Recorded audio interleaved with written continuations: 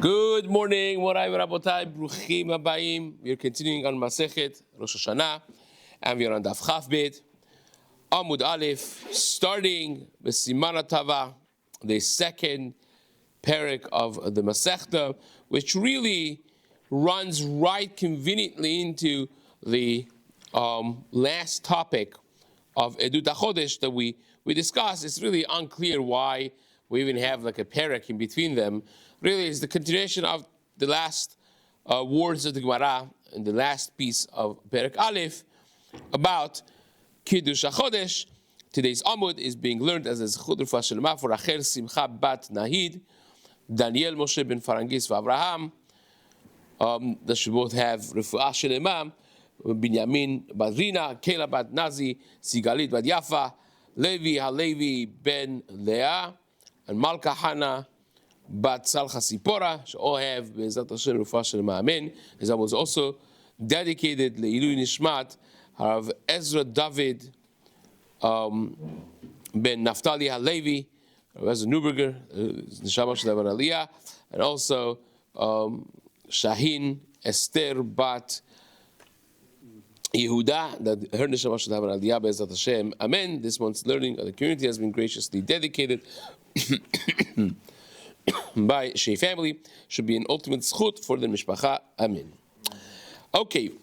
Im enan makirin oto. So we mentioned at the very last part of Perek Aleph, we actually read the Rashi together about the disgrace that was done by the Baitusim, when we gave a whole little few minutes of raid on who the Baitusim were, what their incentive was, and they were willing to even beat up people, put people in sakana nefashot for stopping them from going to be me'id edut HaChodesh. Right? Baitusim, as we mentioned before, they started the movement of Sadok and Baitus, two students of Antignos Ish Socho, of Mishnah Pirkei Avot Perek Aleph Mishnah Gimel fame, that they went off the path. They thought when the Rebbe said, don't be like people who do the mitzvot, anticipating schar means that there is actually indeed no schar. And if there's no schar, they started being kofer in the entire Torah, as the Rambam writes, not just Torah Sheba'al Peh, but obviously you can't say that. So what do? You start a modern movement, right? Pun intended. You start a modern movement. They called it Sidukim am Baitusim. What was their sprach was Torah Shebichtav is true, but Torah Sheba'al Peh is not true. Really, Rambam writes, it's pashut that they were kofer in the whole Torah, right? But they presented it, they marketed it in that way, and they became super successful to the degree that at parts, half of Klal Yisrael were gravitated towards Baitusim, and Tzdukim, we spoke about this in Masechet Sukkah. We have had this surface many times, and this last Rashi that we had in the end of Perek Aleph was one that on Shabbat, when they're going to be Me'id Edut HaChodesh, the Bedin, if it's a dangerous place, they could take a baseball bat with them.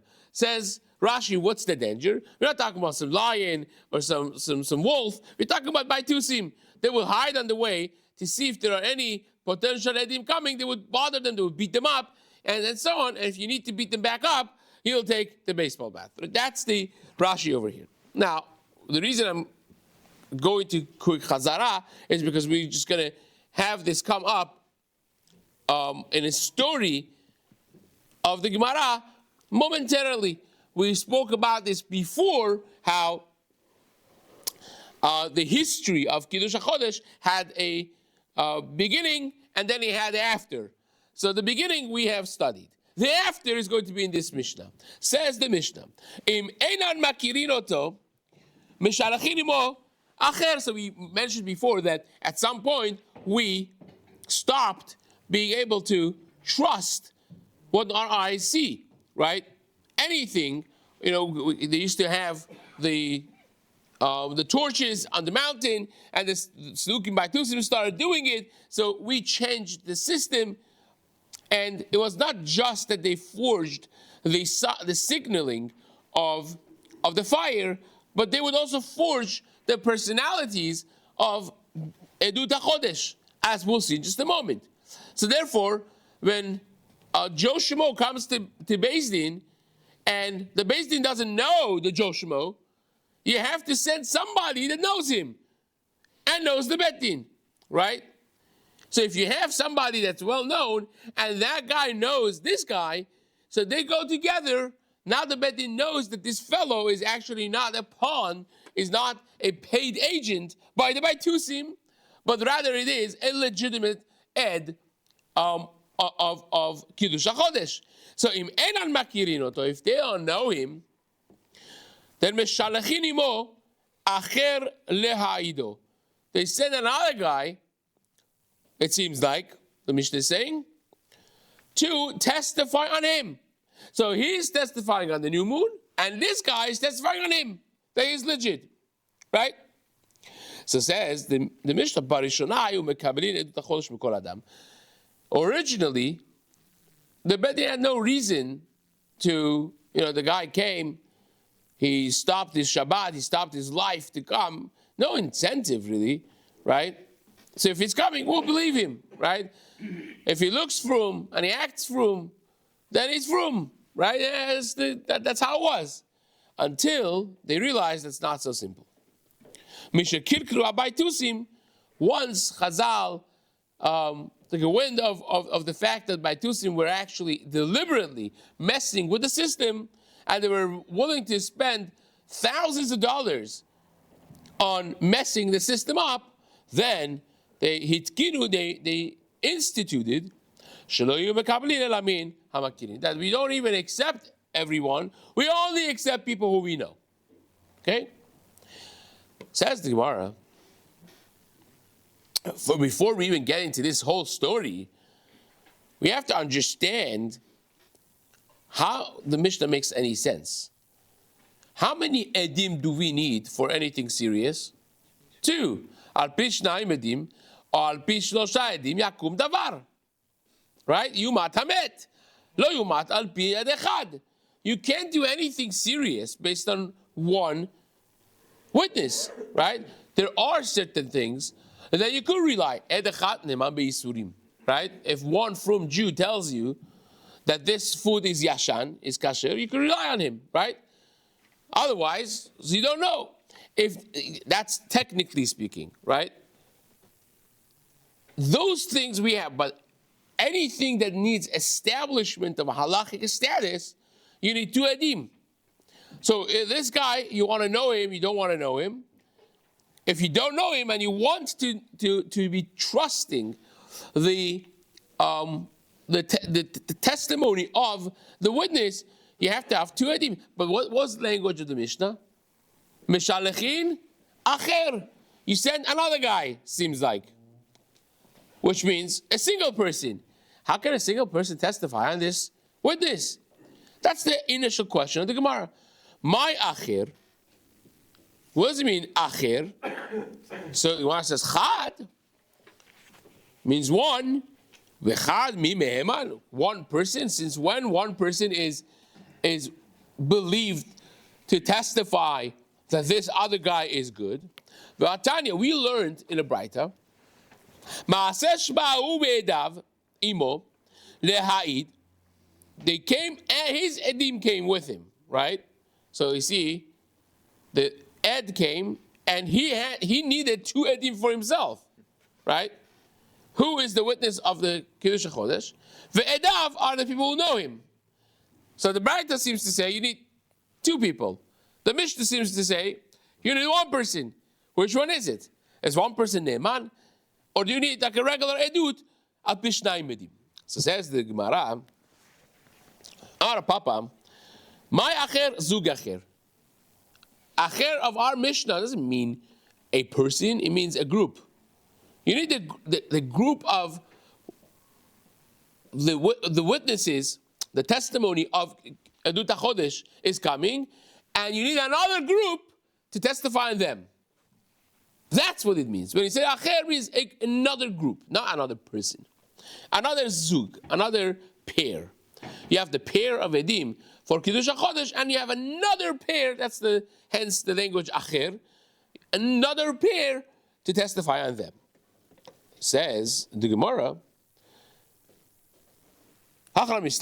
this also is very logical, because you don't say that. Im enan makirin oto, my oto. If you don't say that acher means a group, so the language of the Mishnah is very difficult to read, because it says if the Bedin don't know him, who is him? Ilema oto chad. If you say it's talking about one person, Reuben, that's coming to testify on the new moon, what? Chad mi meheman. One person could do Edut HaChodesh. One person can't do Edut HaChodesh. How many people do we need for Edut HaChodesh? Also two. So therefore, says the Gemara, must be that the correct read of the Mishnah is, if the Bedin doesn't know Oto, this unit, this pair of Edim, you need another acher, another pair to testify on this pair. That's how you have to read it. So it says, the Gemara, because Mishpat ketiv be, Edut HaChodesh is called Mishpat, judgment. Any judgment, you need minimum of two people, right? Anything that says judgment, you need two edim.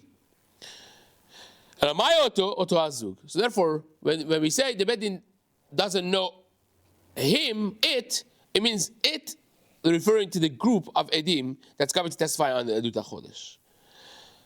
So says the Gemara, Hachanami my acher, and therefore, in that theme, when the Mishnah refers to another, means another pair. The first thing is a pair, and acher, another pair of edim. The Gemara says, really? Vechad lo me'eman, one person is not believed in this case. V'atanya, we have a Braita, right?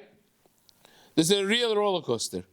Well, we learn in the Braita, Ma'aseh Rabbi Neorai, Shalach etzel ha'ed, Rabbi Neorai went to this ed, leha'id alav v'shabbat,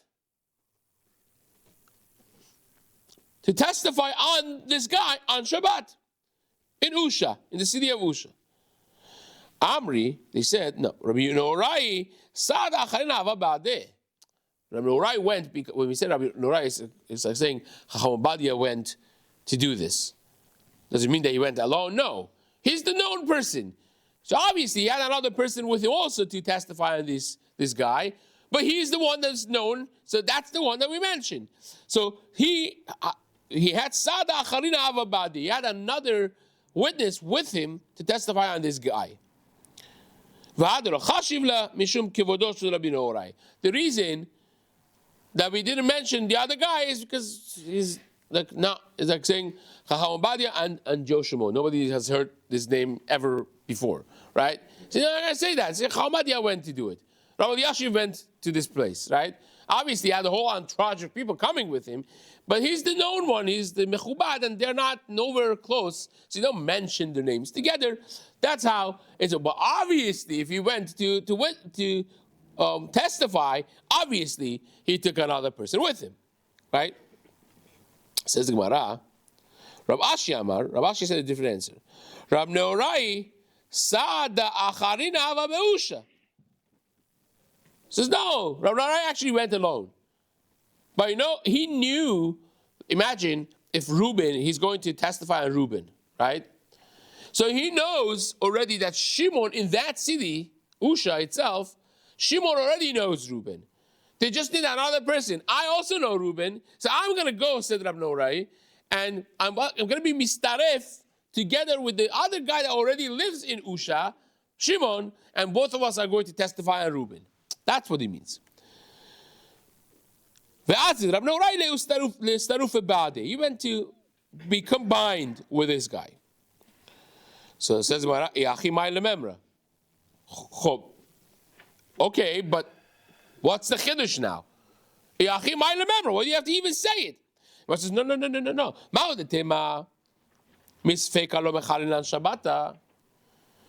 Rav Neorai didn't for sure know that Shimon lives there or Shimon is in town. He's like, look, I'm one person that knows Reuben. right? Mistama, there's another guy in Usha that also knows him. So I'm going to go, me and him will testify on Reuben. But if you have Safek, you're not for sure. This story, remember, this story of Rabbi Norai happened on what day? On Shabbat. So he's being Mahalel Shabbat to go out of Tchum, to go to a different city, not even knowing for sure, that there is another guy that knows the witness. So he is being Mahalel Shabbat misafek, maybe, just maybe, I'm going to find another guy to testify with me that Reuben is legit. So therefore, we're back to square one, that you need how many Edim? 2. In this case, don't tell me that Rabbi was alone, because even though that he went alone, he was hoping that he's going to find another person. And the whole chiddush is that you could be Mechalel Shabbat, even if you don't know for sure that you're going to be beneficial. On a safek of being beneficial for Kiddush HaChodesh, you could be Mechalel Shabbat. Yeah. There are only 2 guys there who knew him. He has a suffix if there's 1. It could be a suffix if there were 2. Or 10. Correct. Or maybe none. Or maybe 1. So that's exactly the suffix we're talking about, right? In case there's only 1 person, right, and they're standing there waiting for another person, I'm going to go. So Reuben is in one city. He sees the new moon Friday night, and he goes to testify Shabbat morning. Is that what you're saying? Yeah. So how did Rav Nehora in another city find out that Reuben saw the moon? How did Reuben leave? They text messaged him. No, what I mean, they told him he didn't see it. No, because you have to see it, right? So imagine Rabbi Norai and the guy, Reuben, were in the same city, right? The guy comes. You said they're in a different city. No. This other guy is running. Like comes to Rabbi Norai, he says, Chacham, last night I saw the new moon. Should I go? Chazak Shabbat. Should I go? Go. Chazak Baruch. Runs. Then Rabbi Norai says, wait a second. Who knows this guy there? Right? I know him. Can I go and testify that he's legit for the Bedin to believe him? Right? That's how they text. Okay, so says the Gemara.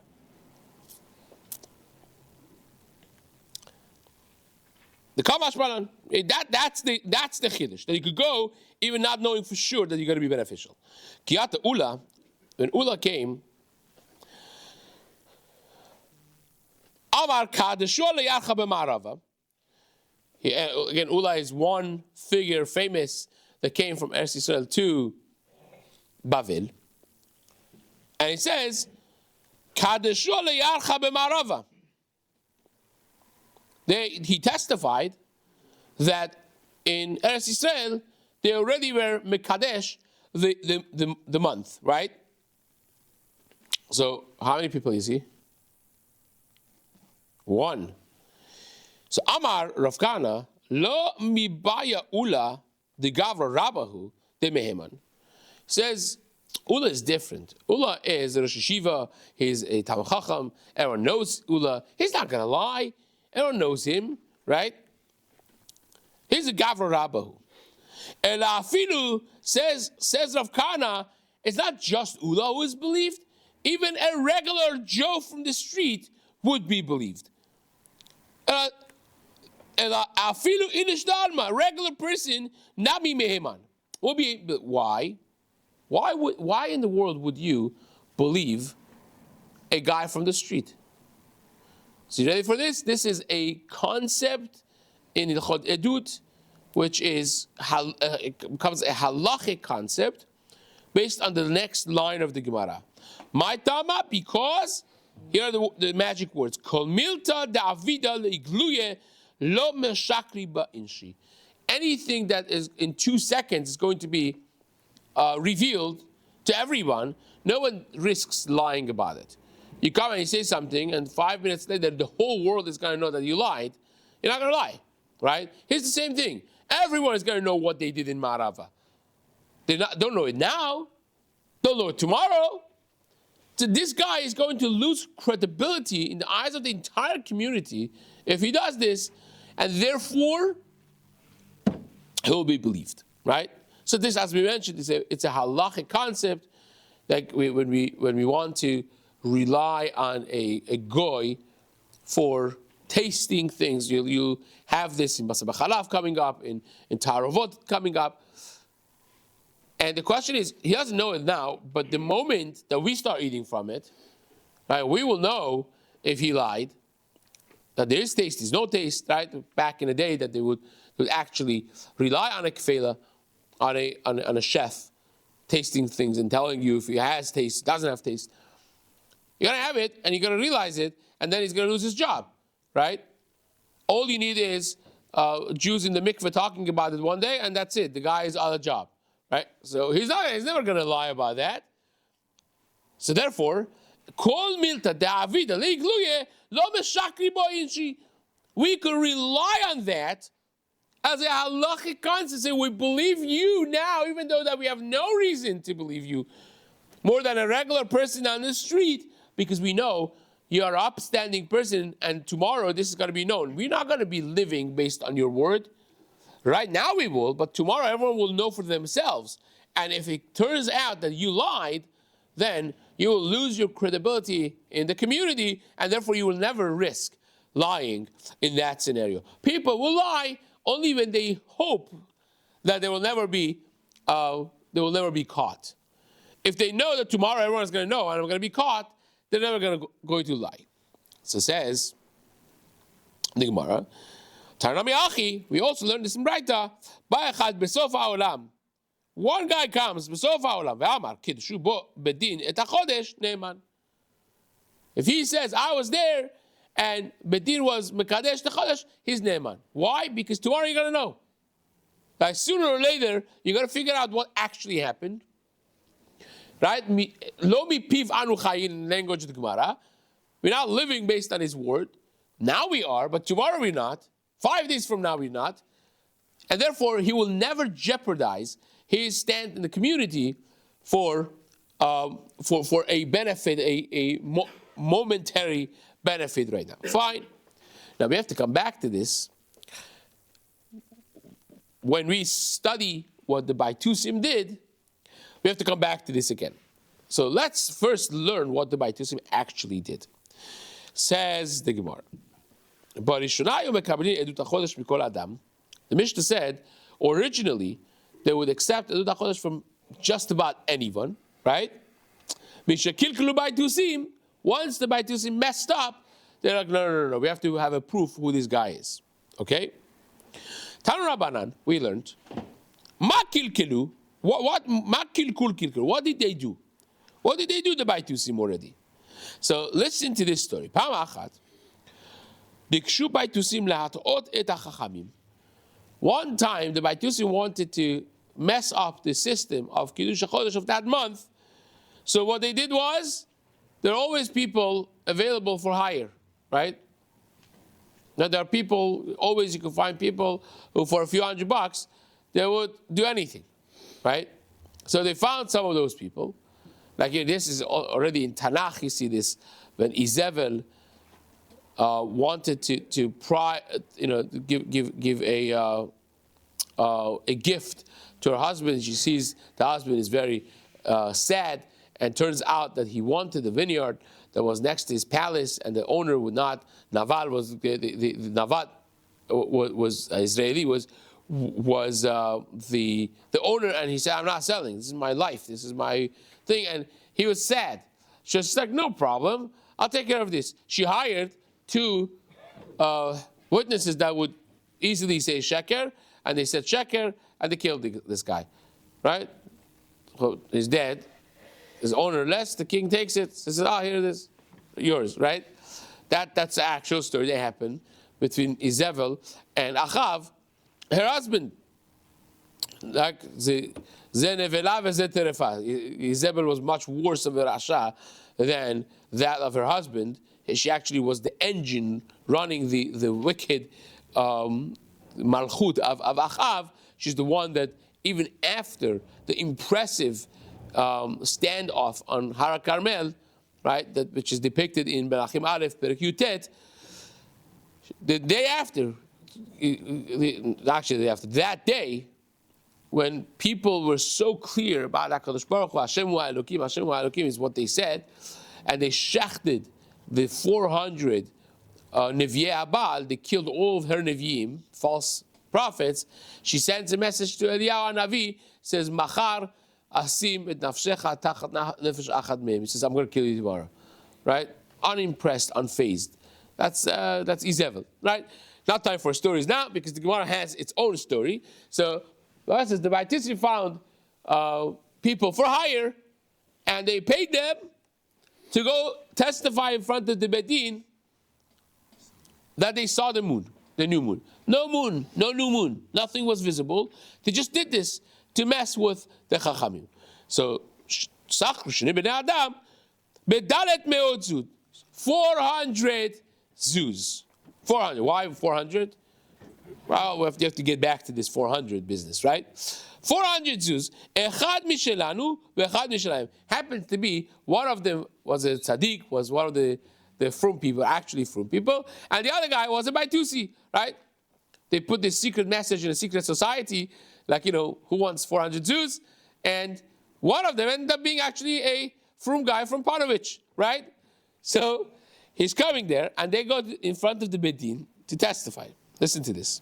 I'm not saying that in a negative way. You'll just see in a moment. Actually, this guy was a mamash at tzaddik. Listen to this. Says the Gemara. The guy that was actually Baitusi, he did a slick, amazing job. He testified. He made them believe that he's for real, and he went out. So comes this other guy, right? Mishelanu. Shelanu amru lo. They tell him, Emor, tell us, ketzad ra'ita et halevana. How did he see it? You remember we spoke about how they would test them to see if it's, it was facing this way, it was facing that way. How big was it? When did you see it, right? Because the elevation, this, that, the other, because the things that are in Kiddusha, and we had a few of them, the things that if they say we saw it at this time, they're for sure lying, right? So that's like a challenge, a basic checkup on the witness. So this guy gave the ultimate answer. Listen to this. So how did you see the Levana? Amar lahem, he says to him, Ole hayiti b'ma'ale adumim. I was going up in Ma'ale Adumim, ureitiv shu ravutz ben bet zelaim. I saw that the moon was laying between two rocks. Rosho domeh le'egel. The head of it was like an egel, like a calf. Oznav domim legedi. The ears of Levana were like a sheep. Karnav, the horns, domeh le'tzvi, was like a deer. Uznavo munachat, and the tail was between the two thighs. Where he tzatztibo, and I looked at it, v'nir tati, and I was shocked. I fell backwards, right? Basically, what is he saying? He's saying like, lo hayu dvarim me'olam, chert, like I saw nothing, right? He's hinting to them. He's saying, I saw they had horns, he had this, right? I said, if you don't believe me, you guys, harem matayim zuz siruni li besadini. Look at the 200 zuzim that I have in my pockets for this. Basically, he said, they hired me by Tusim to say what I'm saying. La hadam, lo hayu dvarim me'olam. I saw nothing. The whole thing is bogus, right? That's what he said. So they tell him, listen to this. Mi kamcha Yisrael moment. Mi hizkikacha lekach. He says, so why did you do this then? If you're so willingly telling us that this whole thing is bogus, why did you do it? Listen to this. He says, Amar lahem, Shamati shebikshu baitusim la'atod et chachamim. I heard ma'achorei apargot that the baitusim are planning to mess up the chachamim. Amarti, I said, well, if I don't go, another baitusi is going to go, and they're going to actually be successful. I was like, I'm going to go and mess up their plan, right? And get 200 Jews, right? It's Jewish after all. So it says the Gemara, Elech ani v'odia lahem shema yavou b'nei adam she'enam meuganim. Maybe there are other people that are going to come and actually take the bait of 200 zuz and come and be made sheker like this other guy that came with me. And actually they will be successful to mislead to mislead the chachamim. So Amru lo, they told him, Matayim zuz netunin lecha.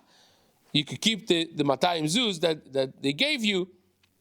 Bematana vehasochercha yimatach ala amud, and the one that actually hired you will be getting lashes. Okay, that's another yimatach ala amud, because that's what they would do before lashing someone. Beotasha hitkinu, but the post facto of this story was they said, wait a second, if they're willing to do this already, then we cannot trust anybody, right? Unless we actually know them. Hitkinu shlo yu mekabelin ela mina makirin. They made the takana that we're going to only accept edut hachodesh from people who we know, and if we don't know them, we need to verify it with a set of edim that we actually know. Now, I want to just, in the 2 minutes that we have, pose a little question here, which we'll spend some time, Be'ez Hashem, tomorrow to discuss. So, this whole thing of 400, right? It's mentioned many times in the Gemara and in Tanakh. It's not just in the Gemara.